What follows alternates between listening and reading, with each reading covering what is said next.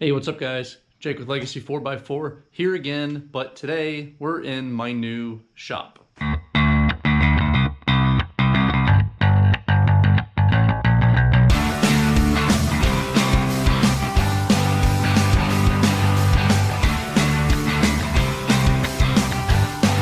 so the point of this enclosure is twofold. First, it's obviously to protect the air compressor from the elements. What I don't want is for my that's not an overly expensive air compressor, but I still don't want to get unnecessarily damaged for no reason and then cause me to have to replace it. So I'm going to build something that can protect it from wind, rain. It doesn't snow here, but wind and rain mostly. Second benefit, or the second goal of this design, is to make it a little bit quieter. I do have some neighbors kind of close,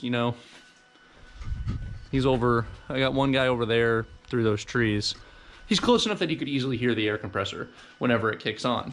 So the basic design of this is going to be a small, roughly 2 foot by 2 foot concrete pad, and then I'm going to build a 2x4 wood structure, sheathe it with plywood, and then I'm going to coat the inside of this structure with some soundproof material. I bought a whole bunch of soundproof material on Amazon that'll be here on Monday, but I want to go ahead and get the concrete and maybe the 2x4 structure made today or tomorrow, so then I can just hang up the soundproofing and then I can keep on moving and start plumbing the air compressor through the shop. So hey, first things first, I'm gonna go dig a little hole. I'm gonna block off and lay down some wood to square out exactly where I want this concrete to go. I'm gonna mix up some concrete in a bucket with a shovel, and then I'm gonna pour down some concrete, place a little rebar in, and we're gonna make a smooth pad for my air compressor to rest on.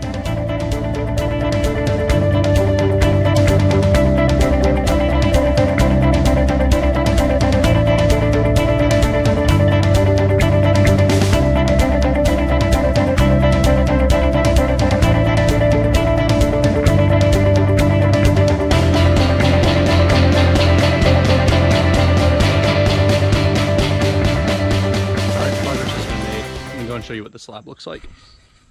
So it's not perfect, obviously. It's just an air conditioner or air compressor slab. So frankly, I'm not that concerned about how perfect it is. It's close enough to level right now that it'll work. And then also it's square, which is actually really what I cared about, because that'll make making the sides really awkward. Doesn't need to be completely perfect. Like I said, the only thing that's going back here is the air compressor. So I don't really care if it doesn't look that great. It's a function thing. So anyways, that's done. While we're letting that set, we're gonna get back to some of the other stuff we were doing in the garage.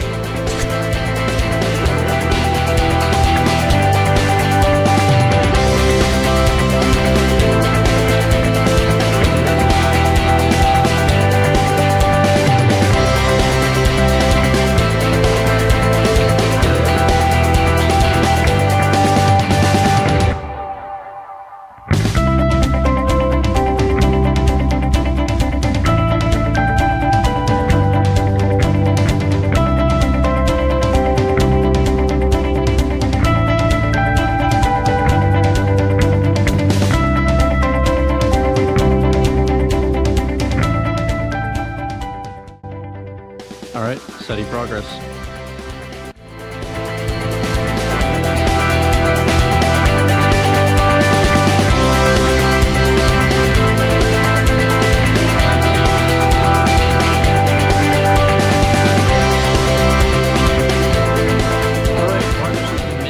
Basic structure is complete, it's bolted into the concrete, and we even applied some roof shingles to the top of it. I'm not currently planning on putting any siding on this. I very likely will probably eventually add some PVC siding or something to it. Just right now, just to get it done and get this out of the way so I can move on to other stuff, it's gonna stay as just bare wood until it starts to fade or something. Anyways, I picked up these on Amazon. These are little like soundproof insulation things. They're about 2 inches total thick. They come in this little wavy pattern here, which is fine. And I'm gonna put this up on the wall of the enclosure to help hopefully deaden a little bit of the noise. But I figured I'll just try to be a little polite, and for not a whole lot more money, I'll just throw these on there. Maybe it'll make a difference, maybe it won't. We'll see. I'll let you guys know after I run it if it really does make a difference. Let's get to it. Let's put up this insulation, put down the hockey pucks, and we can put the actual compressor inside the compressor shed, and then we can build the door.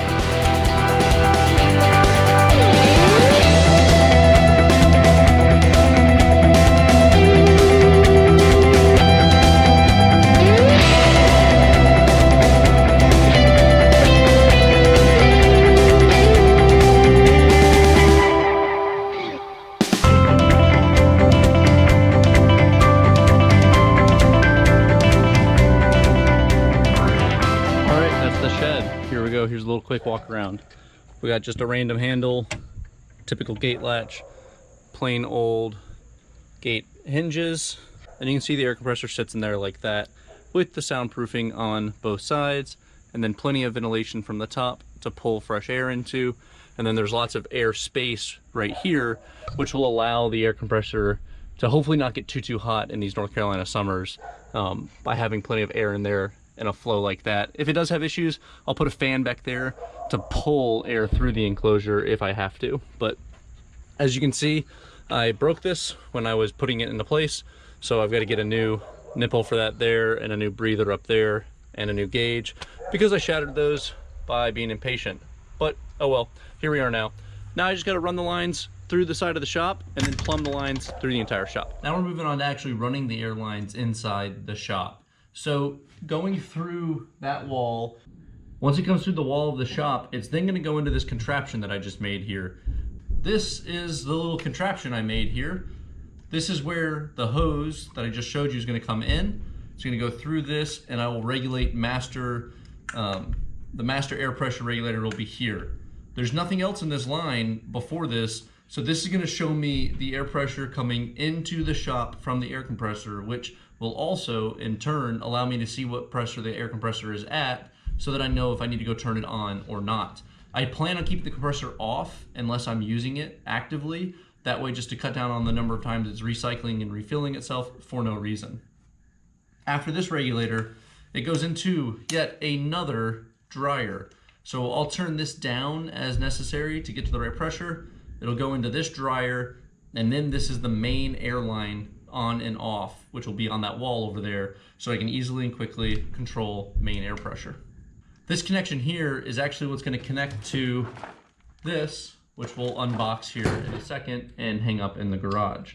The one that goes down here, this is going to be used just to run the finger press and the 20-ton shop press that's over there. The kit that I just showed you comes with a total of 3 airline drops. I'm planning on doing one over here on the side of the garage attached to a reel, one right down here on the right-hand side of my workspace so that I have an airline on this side here, and then one's going all the way to the plasma cutter. It's going to be dedicated airline for the plasma cutters. I'm going to go ahead and mount this guy on the wall, and then we're going to take a look at this little kit here and see what we got on the inside.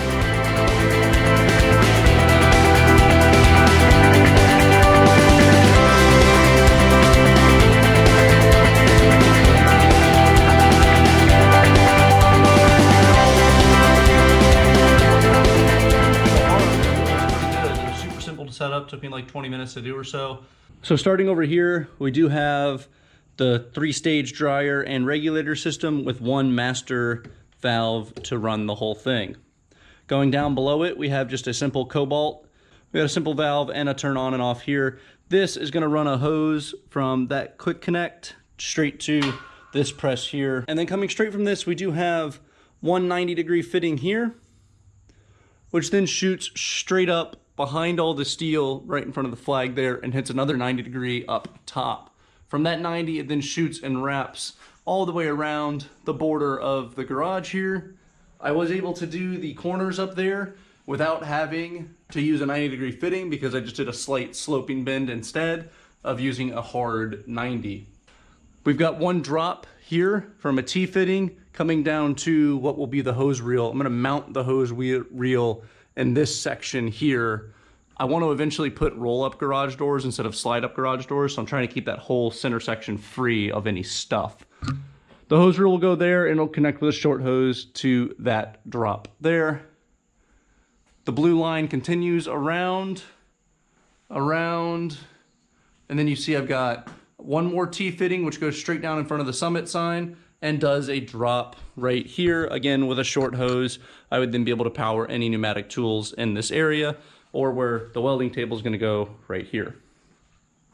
Continuing on, we've got one more drop, does a 90-degree straight down to this drop. This drop is going to run a dedicated line to the plasma cutter on the back side of that there, and that's going to allow me to just immediately turn on and use the plasma cutter without having to like wait or find a hose or anything like that.